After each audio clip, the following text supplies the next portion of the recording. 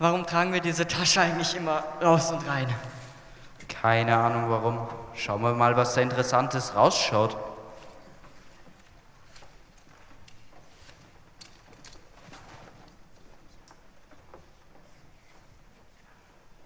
Weinen?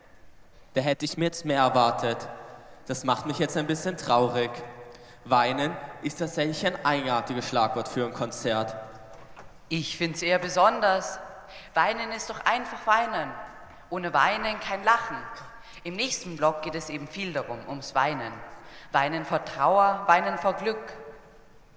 Der Dichter vom Liedtext Un Kumti Sun kommt aus der heutigen Ukraine und obwohl das Stück schon älter ist die Bedeutung wieder sehr aktuell. Es geht darum, dass mit der jiddischen Melodie aus Polen der Wunsch nach Heimat vertont wurde. Sehnsuchtsgedanken, aus denen Musik wurde. Da kann man schon ganz schön Gänsehaut bekommen.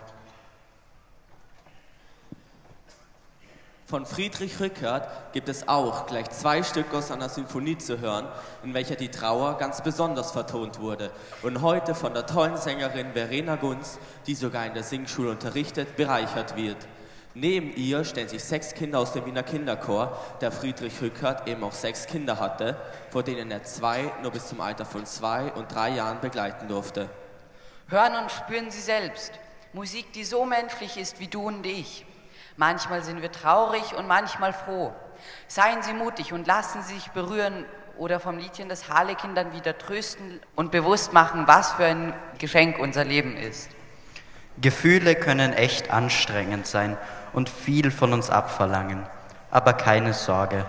Nach diesem Block gibt es eine kurze Pause zum Tränen wegwischen, mitseufzen und wieder lachen.